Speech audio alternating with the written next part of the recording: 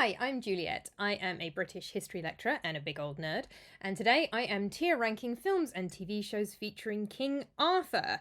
So, a couple of disclaimers before we get going. First of all, this is not every film or TV show ever made featuring King Arthur. There's just too many of them.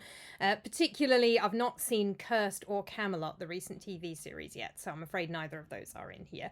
But hopefully, it is a good selection of some of the best known, and I was going to say most important, but I don't know, most famous might be more accurate. And secondly, I am going to talk a little bit as we go along about the historical, inverted commas, basis for a lot of these, whether they're set in a particular historical period, whether they have any relationship to any actual history, but I am not ranking them based on historical accuracy. Partly because that's a really boring way to rank movies and TV shows. Great films and TV shows often have historical inaccuracies in them. And also because King Arthur is, for all intents and purposes, a fictional character. So we're not going to start judging things for being historically inaccurate if we're talking about King Arthur. So I'm ranking them on how good they are, but I will talk about the historical context of them as I go through them. Just to very, very quickly talk you through my tiers, which you might have already worked out what they are if you've seen some of these. So fish and squirrel, these are two of the animals that Wart or Arthur turns into in Disney's Sword and Stone movie. So fish is the bottom. The fish ranking is, I feel like I'm being mean to fish. Basically, yeah, it swims along. Squirrel ranking, bit more lively, bit more interesting, but probably not the best. A hawk is something that Arthur mentions being turned into in Camelot, the musical. Both of these are based on the same book. That's why he talks about turning into animals in both of them. So, hawk category, straight down the middle. Yep. Flying above the skies, doing fine. You spot it, you go, oh look, there's a hawk. Then wart category, which is pretty good. Very enjoyable. Not quite the fully mature, entirely awesome and rounded character that we want, maybe, but on its way to being something really cool. And King Arthur, the top category, is the best ones, the best of the best. Really enjoyed them. Basically, the King Arthur tier, I absolutely recommend you immediately go out and watch if you haven't yet. And then the rest of them, varying degrees depending what sort of thing you like. So, with no more ado, because that's quite enough waffle in introduction, I've got my Boromir mug. I didn't have a King Arthur one, so I thought Boromir seemed appropriate with my mint tea. I've got my pile of books here that we're going to talk about in the course of this. And let's get going with the tier ranking. Okay, first up is a film that I watched a very long time ago when it came out the cinema in the noughties. Tristan and Isolde, starring James Franco and Sophia Myles. This is a romance. The storyline is quite similar to the Lancelot, Guinevere, Arthur stories, but in this case it's King Mark of Cornwall, an Irish princess, Isolde, and Tristan, who is the knight. This movie is a pretty standard kind of lush period romance. The stories of Tristan and Isolde go back to the later medieval period and French poems and the French kind of romance tradition of stories about King Arthur. So they don't really have much foot in kind of actual history, as it were. But the film gives it the basic setting of the Dark Ages. So if King Arthur was a real person, and the real person that probably inspired him, Ambrosius Aurelianus, fought at the Battle of Badon Hill near 500 and lived around that time, late 490s CE or AD. This film does have that setting. I won't kind of guarantee accuracy of costuming, but what it does have is Tristan and Isolde meeting in Roman ruins, and this is something that was all over Britain for many years following the departure of the Romans. You would see Roman buildings, bits of Roman architecture in varying states of disrepair. You don't see it very much now because they were all used over the centuries as basically free quarries. Oh look, free stone that the Romans already sorted and quarried and so on, we'll just take it and use it in a new building. So Britain has very little in the way of visible Roman remains. Now it's mostly at ground level. Even Hadrian's Wall is only about knee height now. But back in the day, there was a lot more. So it does have a solid kind of historical setting-ish. Yeah, the film, I mean, it was fine. They're very pretty. It's very sad. It's very lush. It's very romantic. But honestly, the most memorable thing about it was the Roman ruins. So I think maybe that's going to go squirrel category. Next up, we have The Last Legion. This is an interesting film. This is one of 2 films on this list that is partly inspired, not just by King Arthur, but by stories of the lost Roman 9th Legion. This is a legion that supposedly went north of Hadrian's Wall and disappeared into the mists of what is now Scotland and was at the time inhabited by Picts during the period of the Roman occupation, so several centuries before King Arthur. In this version, the members of the 9th Legion settled in Britain and we meet their descendants. This is based on a novel by an Italian author called Manfredi, and it has an interesting take on some of the Arthurian legend. It is one of several entries on this list that make Merlin a druid. So Merlin is a character who first appears in the histories of Geoffrey of Monmouth. He is inspired by a Celtic figure called Merlin, who has been blended with a character called Ambrosius. Now, Ambrosius seems to be a kind of corruption later development of a real person called Aurelius Ambrosianus. So to backtrack for a second, Aurelius Ambrosianus was a descendant of Romans who fought at the Battle of Baden Hill in 500 and who apparently gathered the warring British tribes together to fight the Angles and Saxons. He is probably the real-life inspiration for King Arthur. Later, a historian called Nennius had a character called Ambrosius appear in his histories separately from Arthur. Nennius is the first person who talks about Arthur as a warlord who gathered British tribes together, but he makes Ambrosius a different person. And then Geoffrey of Monmouth comes along and makes Ambrosius into Merlin, blending him with the Celtic figure of Merlin. None of them are druids in these sources. Merlin is maybe inspired by druids, but by this point, we're getting into the later medieval period. Geoffrey of Monmouth is writing in the 12th century. And medieval ideas about magic see magic as possibly something natural coming from contact with angels or demons, or they see it as something that you can work on as a craft by magical practices. This is way before the period of the witch trials. There are a few medieval witch trials, but the period that you're thinking of, if you're thinking of witch trials, is much later in the early modern / colonial period. So natural magic coming from angels and demons is okay. You could get in trouble for it in some cases, but it's mostly all right. And Geoffrey of Monmouth attaches a story to Merlin that he has no father, that he's been fathered by a demon or even a daimon, a Greco-Roman concept of a being in between gods and mortals. All of which is to say that Merlin is not a druid in the sources, but it's something that comes up over and over again that later writers have thought, oh, there's this magician, prophet, magical person in these King Arthur stories. Oh, he's got to be a druid. This must be a Celtic druid thing. And Merlin might have his roots in that kind of Celtic folklore.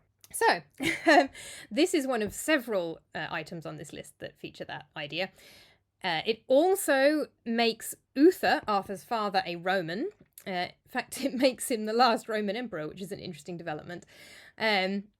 There are several versions here where Arthur is a Roman, and this obviously goes back to the real-life person, Aurelius Ambrosianus, who lived at a time when the Romans had left, but who was still identifying as a Roman. His parents were Romans, and he still had a Roman name. So he is essentially a Roman, albeit without any actual Roman Empire backing him up. And this is where the idea of Arthur as a Roman comes from. Or in this case, Uther as a Roman. Anyway, as for the movie itself, it's very cheesy. It features Aishwarya Rai being very cool. It features Colin Firth in a very, very short skirt.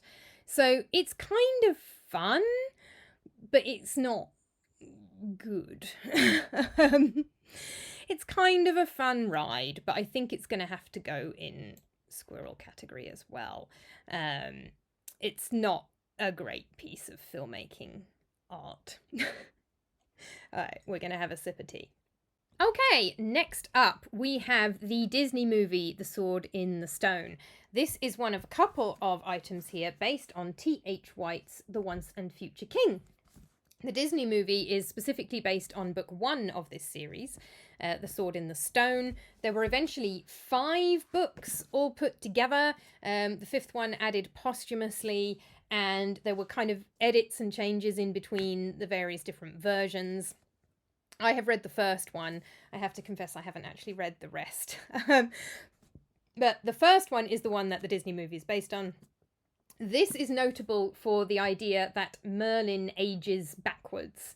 That comes from T.H. White. It is also the one that features Merlin training Arthur by turning him into various animals. And it is the one where Arthur goes by the name of Wart when he is a young boy, and when he is living with Sir Ector, also Hector. I loved this Disney movie as a child.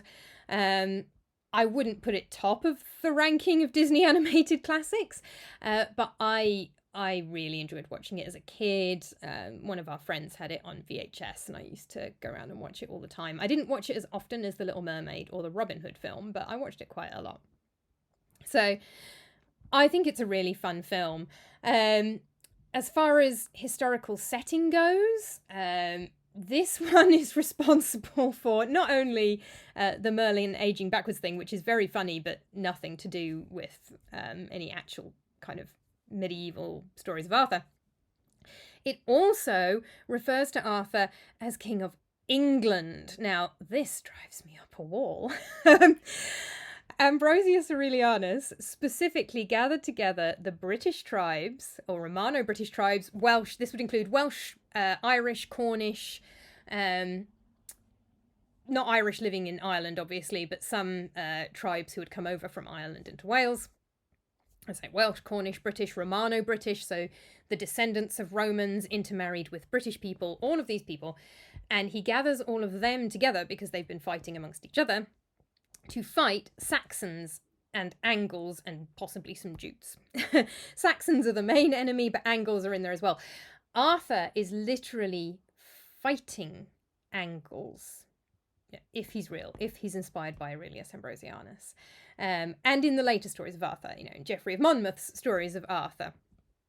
In William of Malmesbury's Deeds of English Kings, don't be misled by the title. William of Malmesbury knows that Arthur's fighting the English as well. He specifically says Arthur is fighting the Angles. Arthur is not English. Very much not English. The English are descended from the Angles and the Saxons and the Jutes, and of course a whole bunch of other people over the centuries. But the word English comes from Angles. That's where it comes from. Arthur is fighting against them with the Celtic British tribes and the Romans who have intermarried with them and may or may not be a Roman himself. So Arthur as King of the English is just wrong. And the versions that are inspired by T.H. White tend to pick up that, which absolutely drives me nuts. So it's going to have to lose some kind of historical setting points for that. On the other hand, it is a Disney animated classic. And most of the Disney animated classics have, not very specific historical settings. They're vaguely inspired by a historical setting rather than really having one. So it doesn't really matter, but it annoys me. The film is great, though. As I loved it as a kid. Wouldn't put it the very, very highest. That place is reserved for The Little Mermaid or Aladdin or something. I know Beauty and the Beast, but that one I find a bit dull. Anyway, Sword in the Stone. I'm going to put in the walk category. Great film for kids, really good fun, but probably not the best thing Disney's ever made. Right, next up on the list, Monty Python and the Search for the Holy Grail. Surprisingly, more historical than quite a few of the others. At least one of the Pythons, Terry Jones, did a history degree. I think one or two of the others did as well. They knew their history. They met at university and they know their history. and it does get into their films, albeit you might not notice it under all the craziness. So this film has no Merlin. It has Tim the Enchanter, but it has no Merlin. Merlin does not appear until Geoffrey of Monmouth in the 12th century. The earliest stories of either Arthur or indeed Ambrosius Aurelianus do not feature Merlin. He's not in the film. What is in the film is the Battle of Baden Hill, which is the battle that gives rise to the whole body of legend in the first place. It's mentioned very briefly in the pages when they're kind of turning the pages of books. So it does, in fact, have a reference to the historical battle that kickstarts all these stories. The costuming and so on, obviously, is just kind of vague, pseudo-medieval, and obviously, I'm not making a claim to historical accuracy for Monty Python and the Holy Grail, but I do think it's really interesting that it has these little tidbits in there because they did know the background. As for the film itself, I mean, the only problem with this film is it ruins all the other films because it's impossible to watch any of the others without hearing lines from Monty Python and the Holy Grail in your head. It does for King Arthur films what Galaxy Quest does for Star Trek. Once you've seen it, you can't ever unsee it. I nearly named all these categories after quotes from this film. Endlessly quotable, absolutely hilarious. Much as I love Life of Brian, I actually think this is the funniest Python film. I know that might be a controversial opinion. So yeah, absolutely brilliant. If you've never seen this film, go out and watch it immediately. That is definitely King Arthur tier, that one. Okay, next up, The Green Knight, starring Dev Patel. This is a fairly recent film. It is loosely based on / inspired by the later medieval poem Sir Gawain and the Green Knight, conveniently translated by J.R.R. Tolkien. There's lots of translations available of it, but Tolkien was a pretty good writer. I would recommend the Tolkien one. So, the film is weird in a good way. It's very arty, it's very poetic, the visuals are stunning, and the source poem is weird too. So this is later medieval poem, part of the kind of, not the French romances that focused a lot on Lancelot and Guinevere and the Holy Grail and all that, but certainly part of those later medieval cycles of stories about Arthur and the Knights of the Round Table. So features Arthur fairly briefly. Obviously, it's primarily about Sir Gawain. But I think if you're into weird art house movies, then I definitely recommend it. I really enjoyed watching it. I found it really interesting. If you're not into weird art house movies, then maybe not. But I do love the way it gets across the real weirdness of the source material. And Dev Patel's great. He's great in everything. So I don't know, I think I'm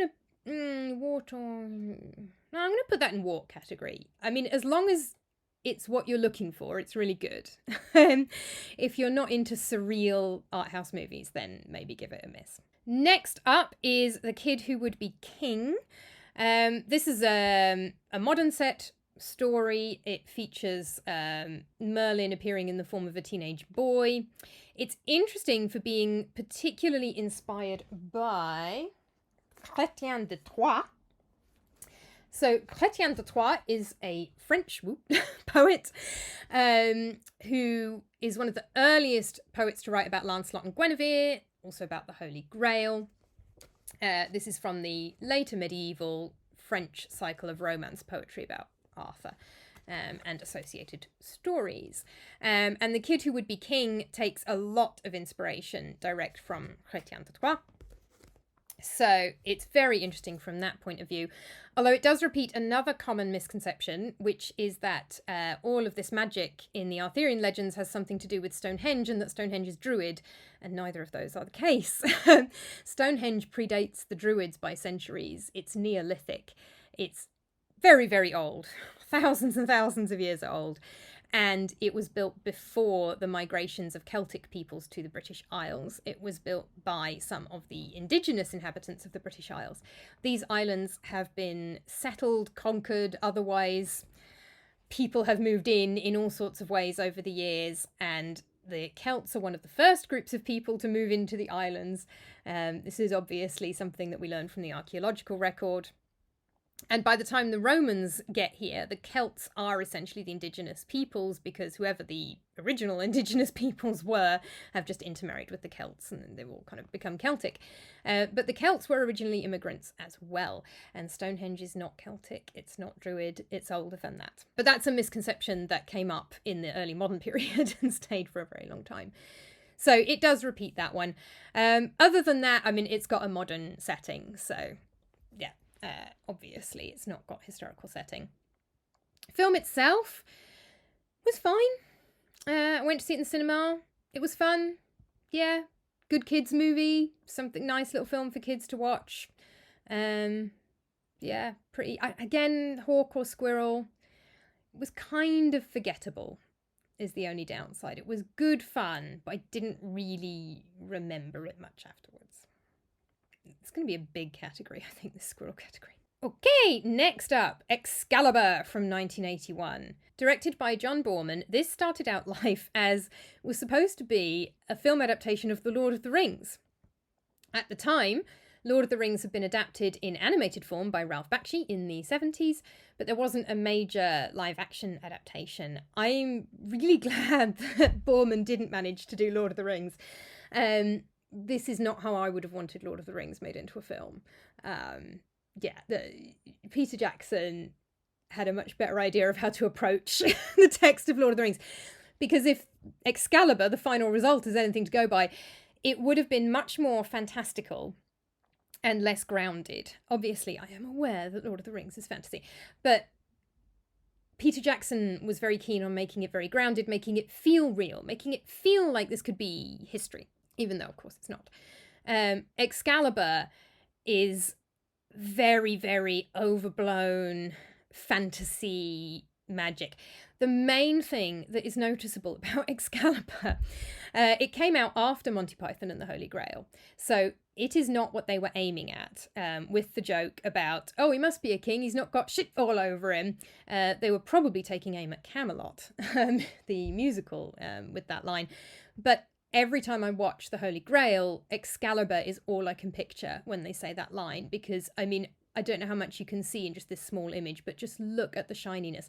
There is so much just blinding light coming off the armour of Arthur and the knights. And it has a fantasy setting. It's not meant to be a particular historical period.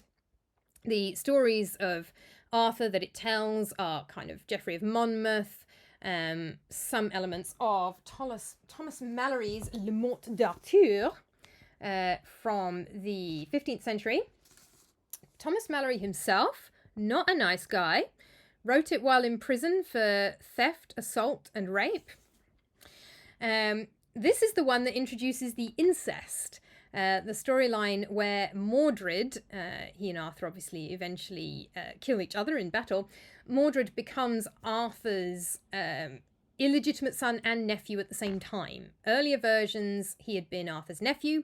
He'd been his foster son. There might have been an earlier one where he was his illegitimate son, but Malory goes for both at once because he's the one who has Arthur sleep with his half-sister, and that's Mordred's mother. Anyway, so Excalibur is taking elements of Geoffrey of Monmouth and the Morte d'Arthur, and it's set in a kind of no time fantastical setting, which is fine, but even given that, the kind of visual styling I just can't quite get on board with. I like my fantasy more grounded than that. So yeah, that's gonna have to squirrel as well. Polar opposite of that, next up, First Knight, starring Sean Connery as King Arthur, Richard Gere as Lancelot, and Julia Ormond as Guinevere. This one has no magic in it whatsoever. So again, set in kind of never fantasy time, which is fine, but completely strips out all the magic and focuses entirely on the romantic storyline between Arthur, Lancelot, and Guinevere. So taking particular inspiration from Chrétien de Troyes and the French romances. It's kind of a classic 90s romance. I am very fond of early 90s romantic films. I wouldn't put this as high as Kevin Costner and Robin Hood and Prince of Thieves by any means. It's not that level of classic. But, you know, it's a nice romantic storyline. I seem to remember them giving Arthur a Viking funeral at the end of it. A bit odd. Vikings should not be anywhere near stories of King Arthur. We'll come back to that shortly. But yeah, this one, again, the armour is very shiny, but not quite as horrendously shiny as Excalibur. And I'm just a sucker for an early 90s romance. So that's going to go in the Hawk category. That is a nice, solid watch for an enjoyable evening if you want something romantic and just kind of, yeah, just wrap yourself up in a bit of cozy romance for the night. Next up is the 1998 Hallmark TV miniseries Merlin, starring Sam Neill. This one is quite something to watch. It is very fantastical. Again, very much basically adapting Le Morte d'Arthur, which in turn takes a lot of its plot directly from Geoffrey of Monmouth, but with some additions. So it's really adapting the plot of Le Morte d'Arthur, but with some changes, particularly to Merlin and Nimue. The acting's great. Miranda Richardson, who normally I love, oh my goodness, she hams it up. Helena Bonham Carter too. These are both actresses who are known for hamming it up, and usually they do so very, very effectively. In this, I feel that they've been encouraged to ham it up a bit too much. Normally I love both these actresses, but the performances in this particular TV series I just found really over the top. It had some interesting stuff. Martin Short as Frick, a new character, as far as I know, invented for this series, was quite interesting. He was quite fun. Yeah, it's historically speaking very much kind of Never Never time, so that's fine. Just generic fantasy. It's very cheesy 90s TV budget fantasy, you know. If you enjoy Xena Warrior Princess, it's not quite as good as Xena, but if you enjoy that kind of thing, yeah, it's not bad. It's a fun watch, but it's a bit too silly. Some bits are a bit rushed, some bits are a bit slow. It's very lush, but it doesn't quite have the budget. I don't know if it stands up all that well now, but it's a fun watch. I think it's yet another squirrel. I'm afraid it's going to be another squirrel. I haven't actually been putting these in order. Let's see, I think I'd put Last Legion last out of those, and then probably Excalibur, and then I think, yeah, we'll have Tristan and Isolde, and then Merlin. There we go. There, that's put them in a ranked order from best to least best. Those would stay the same. Next up is the newest one on the list, last year's TV series The Winter King, starring Ian de Caestecker from Agents of S.H.I.E.L.D. This is based on a trilogy of novels known collectively as The Warlord Chronicles by Bernard Cornwell. Here they are. Volume 1 here is The Winter King. I read these a long time ago. Now, these... Ooh, I dropped the books.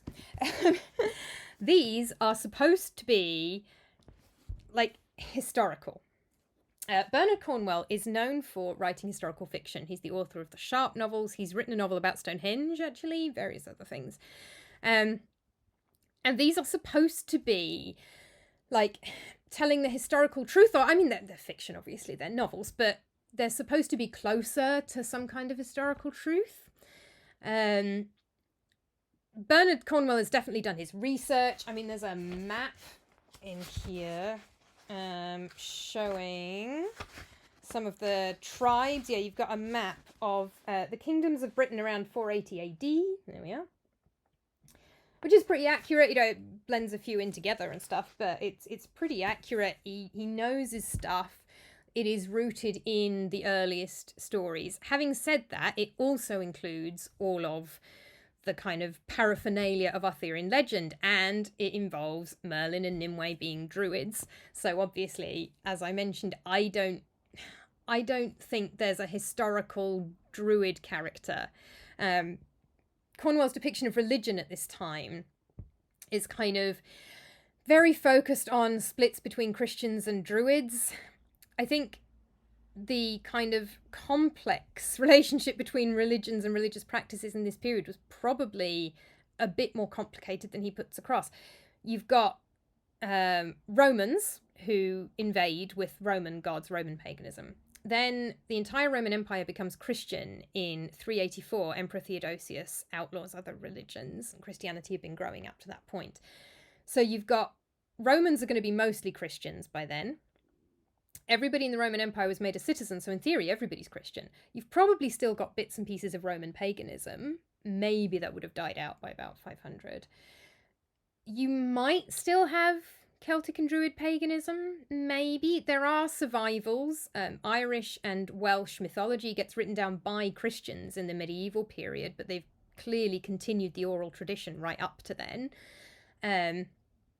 There are some Druidic practices that you can still see echoes of. In Oxford, they sometimes still burn a wicker man on fireworks night, on Guy Fawkes night. The wicker man goes all the way back to the Druids. They don't put a living person in it anymore, though. I should probably make that clear. But anyway, so surviving elements of Druid and pagan worship is not impossible, along with surviving Roman pagan worship. You're going to have a lot of Christians. And then the incoming Anglo-Saxons and Jutes are Germanic pagans. They then kind of take over England. And you've got some immigration from Ireland, and that is going to be Celts and Druids. So it's a very big mishmash. The Christians who wrote down the earliest records of Ambrosius Aurelianus fighting the Saxons were Gildas and Bede. They're both Christian. They're both Christian monks, and they're the earliest historians who write about Aurelius Ambrosius, and then the late historians who write about Arthur, Nennius, and Geoffrey of Monmouth and William of Malmesbury. They're all Christians. So they all have Arthur as a Christian, and if he's a Roman, that is the most likely. He could be practicing Roman paganism, but he's more likely a Christian by that time. So Aurelius Ambrosianus / Arthur is probably Christian. The Saxons are Germanic pagans. That doesn't mean it's wrong to depict people worshipping Druid and Celtic religions. Nobody is ever worshipping Roman paganism. You'd think they might. Actually, no, that's not true. We have an example coming up next where there's some Roman paganism. I'm lying. I forgot about that one. Cornwell knows his stuff. He's done his research. It's not wrong. I don't think it is like, oh, this is what it really was. But I do think it's really interesting imagining of a particular version of the stories of Arthur. It does have Ian de Caistecker, who is Scottish, playing Arthur, which is one of the closest in terms of casting to a Romano-British, Cornish / Welsh person that Arthur would actually have been. Constantly played by Englishmen. Definitely not English. Oh, Sean Connery, of course. Sorry. Sean Connery is also Scottish.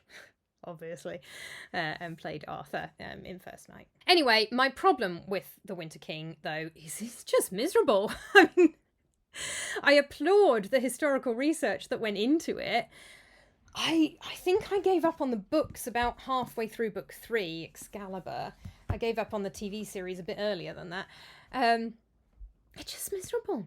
He's from the George R.R. Martin school of envisaging medieval history as just an unending series of assault and murder and people losing body parts. And of course there's some of that in medieval history, like any period of history.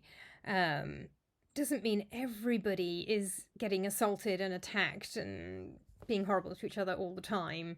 Now, don't get me wrong, I love Game of Thrones. I love House of the Dragon. I will not be watching some scenes from season 2. I love it, but I just found George R.R. Martin has managed to keep just enough in terms of humour and a small number of likeable characters, or at least interesting characters, to keep me going. Cornwell, I'm afraid, lost me. It just got too miserable and too depressing. It's a bit of a problem with some Arthur stories in general that, Mallory's title is The Death of Arthur. That's what French means. It's in English, but he titled it in French. Arthur's story ends with his death, ends with betrayal by Mordred and death. Merlin's story usually ends up with him being trapped in a cave, although most of these don't do that. He either is aging backwards and has already lived to the future, or he's wandering along a road in the 20th century, or he's emerging to help school kids in the 21st century. 21st century, I should have said for the first one as well. Old and losing track of which century we're in. But anyway, the stories do tend to have rather downbeat endings, which is why some versions focus on getting Arthur to become king, because that's a bit more cheerful. It's like the Disney movie stops at him pulling the sword out of the stone. That's the way to give it a happy ending. A certain amount of misery is inherent to the stories, and most of them have a certain amount of misery in them. But the Winter King is just too miserable for me. It's just, there's a point where it's just not fun. So, fish or squirrel? I'm going to put it right at the back of squirrel, because I don't think it's bad, and people with a higher tolerance for misery than me might really enjoy it. So, let's go there. Next up is one that many people probably have never heard of. This was a BBC 1991 adaptation of a book, Mary Stuart's The Crystal Cave. And this is Merlin and the Crystal Cave. And I loved it. I'm sure hardly anyone's seen it these days. It's a really low budget BBC children's TV adaptation. But I absolutely loved it. This one, interestingly, reimagines Aurelius Ambrosianus as Merlin's father. The supposed demon or angel who fathers Merlin is actually just his mother having a love affair with a Roman. Ambrosius Aurelianus. I keep getting his name the wrong way around. Played by Robert Powell. You can see in the picture. He then disappears off to Brittany. Brittany is also inhabited by Celts, still is to this day. So the people of Wales, Cornwall and Brittany are all quite closely related. This one does have ancient Roman paganism in it. I had forgotten that for a minute, because it involves the cult of Mithras. Mithras is originally an Iranian god, but he becomes the subject of a Greco-Roman mystery cult. These are cults that you have to be initiated into in order to learn the secrets of the cult, and it was very popular with soldiers in the Latin west of the Roman Empire. So it does have some Roman paganism in it. And it makes Merlin the son of Ambrosius Aurelianus, which is quite interesting because, of course, Nennius had put Ambrosius in the role that is later given to Merlin by Geoffrey of Monmouth, and then had Arthur as a separate warlord leader. So the idea of Merlin as Ambrosius' son does have its roots in the earliest histories. And it kind of blends Nennius and Geoffrey of Monmouth's versions together by making Merlin separate from Arthur and Merlin being the one related to Ambrosius. So, I mean, you would have to be really into low budget BBC children's TV to enjoy it, but I absolutely loved it. I still remember it more than 30 years later, so I'm going to put it in Hawk category. If you enjoy the BBC late 80s, early 90s adaptations of the Chronicles of Narnia, you will love it. If not, you will look at it and go, what on earth is this? And why is there no budget? Yeah. But I absolutely adored it. I would be tempted to put it higher, but it's been a long time since I've seen it, and I'm aware that not everybody would put it quite that high. Next up is a more recent BBC one. This is Merlin, which ran for 5 seasons. Merlin introduces the idea of magic being outlawed. So magic's legal position in the medieval period is quite woolly. Magicians could be very high standing, or they could be executed for witchcraft. It really depended on the individuals. But there was an early medieval law outlawing witchcraft. It kind of makes sense to include that. It was something of an innovation that kind of set up when the TV series came out. It's set in kind of, never fantasy time. Again, fine. It also is quite interesting for having Merlin and Arthur be friends, and Arthur is recognised as the prince and is growing up with his father, Uther Pendragon. In most versions of the story, Arthur has been brought up by other people, often Sir Hector. He's been fostered out. You know, he has to pull the sword from the stone because nobody knows who he is. And this goes back to Geoffrey of Monmouth's whole thing with Uther using Merlin's potions to disguise himself as Igraine's husband. It's all very unpleasant and non-consensual, quite frankly. But yeah, nobody knows who Arthur is. That's the point of the Sword in the Stone story. So Merlin is really, really unusual in skipping all of that and just having Arthur be the prince, the son of the king, growing up in the palace. There's some great acting in this series. Colin Morgan as Merlin, Anthony Stewart Head as Uther. You know, it's a fun show, and it's a heck of a lot more up to date than Merlin of the Crystal Cave. You could show it to modern children and young people, and they wouldn't look at you like you'd grown another head and go, "Why are you showing me this?" You know, and it had quite a moving ending. You know, good fun stuff. I'm going to put that in the wart category. Yeah, I'm going to put it just behind the Green Knight. No, I'm going to put it in between Sword in the Stone and the Green Knight. Not quite as good as Sword in the Stone. But it's a good, solid show. Well worth a watch. Next up, King Arthur, the Clive Owen film. Well, I have notes. So I went to see this film when it came out in the cinema with a friend of mine. It was the early noughties. We were both doing history degrees. And film opens the first few seconds of this film. And the title comes up saying, "Historians agree." Immediately it lost us. We were doing history degrees. If historians agreed on anything, we would all be out of a job. If historians agreed, we would just be like, okay, well, this is what happened. Oh, well, I guess that's it then. The job of an academic historian is to disagree with other academic historians. So no, historians do not agree on anything. It carried on that the classical 15th century tale of King Arthur and his knights rose from a real hero who lived 1,000 years earlier in a period often called the Dark Ages. Nobody's called it the Dark Ages in a long time. It's the early medieval period.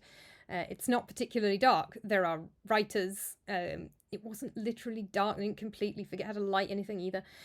And the story of King Arthur and his knights isn't 15th century. They are thinking of the Morte d'Arthur, not all of the stories of Arthur, which go back at least to Geoffrey of Monmouth and really to Nennius, who's like 10th century. Then it said, recently discovered archaeological evidence sheds light on his true identity. Well, I don't know what that's about. So, it completely lost us. This imagines Arthur as a Roman, which I like. I'm in favour of anything that imagines Arthur as a Roman, because that actually does go back to the history, to Aurelius Ambrosianus. I keep getting his name different way around every time I say it. Ambrosius Aurelianus, sorry. Anyway, anything that makes Arthur a Roman, yes, I like that idea, but, oh my goodness. They go up into Scotland, which they shouldn't be anywhere near. Arthur should be based around Wales, Cornwall, that kind of area. He's fighting invasions of Angles and Saxons in kind of the southern and southeastern parts of England, and they're making their way west. He shouldn't be anywhere near Scotland. And why is Keira Knightley not wearing any clothes? She plays Guinevere and she's running around in the snow in Scotland in a bikini. She's painting herself blue like Julius Caesar said the British did. He said the British painted themselves with woad and made themselves look blue in battle, which is kind of fun, but it's got some 9th Legion stuff in it as well. I think King Arthur is the head of the 9th Legion in this version, if I remember right. And most of all, it's unbelievably boring. It's incredibly long and incredibly dull. I like all the actors in it. Clive Owen, Keira Knightley, Stellan Skarsgård, Mads Mikkelsen, you know, it's got Ray Winston as an Arthurian knight. You know, it ought to be good fun. But it's not. I'm sorry, fish level. The combination of being really boring with the awful, like, I don't mind if you do a story about King Arthur that has nothing to do with history. That's absolutely fine. King Arthur is a fictional character. But don't pretend it's history. I can just about live with Bernard Cornwell's level because he has done so much research and he's saying, well, this is one way it might have played out, which is fair enough. It's the misery I don't like about Cornwell's. This is pretending to be history, and it really isn't. And that I do not like. Here we have another London Arthur. Charlie Hunnam in Guy Ritchie's King Arthur Legend of the Sword. This is another one that bugs me because it implies that Arthur is somehow English. Monty Python, again, get this right. King of all the Britons. That's his title. Anyway. In this one, he's escaped to London, so that's not too bad. And I like the Roman ruins. You know, there's ruins of a Roman amphitheatre. I'm not sure there was a stone-built amphitheatre in London, but it's fine. I'll let it go. I like that you can see all these kind of half-broken Roman columns and Roman ruins all around Londinium as Arthur is growing up there in a brothel, in this case, but at least he's not being raised by Uther. It's an odd film because it's got these elements of historical setting, but then it's got, I mean, for one thing, it's got a lot of Vikings in it, which is way too early. Vikings do not start invading Britain for another few centuries after when Arthur would have lived. So there shouldn't be any Vikings anywhere. They should be Saxons or Angles or Jutes if you want to be different. Really, there should be Saxons. Also, it's kind of weird because it's Guy Ritchie film, so some of it seems to be trying to be quite grounded, but the opening sequence has, like, oliphants in it. Like, J.R.R. Tolkien's oliphants, possibly bigger. They're weird, ridiculously fantastical, oversized elephants. There's some gorgeous visual imagery around all the visions and so on. Some quite moving scenes involving visions, but all in all, I just found it quite a weird experience trying to watch it. And it didn't kind of hold my attention massively either. I like Guy Ritchie's Sherlock Holmes, but I've not watched all that much Guy Ritchie, and I'm just not sure this is my favourite thing. It's going to be another squirrel level. Sorry, everything's just in the squirrel level. Yeah, quite high in the squirrel level, though. I'm going to put it there, I think. Yeah. I'm thinking I should move something out of squirrel level. Squirrel level is, like, too big. I'm going to put Merlin in Hawk. Merlin was it's daft. Miranda Richardson, much as I love her, I cannot cope with that performance. It's so overblown, but it was fun. Let's move Merlin up to Hawk. And finally, 1967 film version of the Lerner and Loewe musical Camelot, starring Richard Harris and Vanessa Redgrave. So this is, again, based on T.H. White, but not the early part. So it talks about the early part. It mentions Merlin living backwards, and Arthur talks about turning into a hawk quite a few times. But this is based on the later volumes, the Lancelot and Guinevere bits, which are obviously inspired particularly by the French tradition, Chrétien de Troyes, and all that. Set in fantasy never time, that's fine. And it's a musical, so in this case, you know, I'm less bothered by it being overly fantastical and, you know, very obviously stage sets and blue screen. And it's the 60s, so at some points Guinevere is shot in a way that looks like there's Vaseline on the camera, like old Star Trek used to do every time it showed the head of a woman. It loses some points for the tiniest bit of kind of sexism. It refers to women as creatures at one point. But the songs are very catchy. To be honest, I just found it a bit long. Bit long and a bit dull. It might be better on the stage, this one. The film is fine. Richard Harris is great. And yeah, I have got the song stuck in my head. It is also slightly ruined by Monty Python and the Holy Grail because that was obviously heavily inspired by Camelot. The joke about how you can tell somebody's a king, kind of, I suspect, inspired by Camelot. And of course, most obviously, the song and dance sequence in Camelot in the Holy Grail, followed by second thought, let's not go to Camelot, it is a silly place. And I can't stop thinking of that. So unfortunately, it is going to have to go. It's ahead of Excalibur. Yeah, I'm going to put it in there. So there we go. Yeah, and that's all. That's all for today. Just one in the very top tier, but I'm hoping eventually to find another TV or film adaptation of King Arthur that I feel warrants that top spot. There's quite a few versions of Robin Hood that I love, and I would love to find a version of King Arthur that I am as satisfied by, but I think I'm quite hard to please when it comes to King Arthur, hence so many of them are down here in Squirrel. A lot of them are fine, but a bit dull or too silly or too depressing. Yeah, so basically, if you are looking for some quality King Arthur stuff to watch, I'd recommend Holy Grail, Sword in the Stone, Merlin, or Green Knight, maybe even First Knight. You know what? I'm going to put First Knight up here as well. There we go. First Knight is really good. I love a bit of 90s romantic cheese. I can't help it. So there you are. There's my tier ranking. If you enjoyed the video, please do give it a like, and do let me know if this is something you enjoyed and you would like to see me do more tier rankings of movies and TV shows. I am always happy to talk about film and TV for a while. And subscribe to my channel for myth, legend, folklore, ghost stories, and weird and wonderful history in general. Until next time, bye!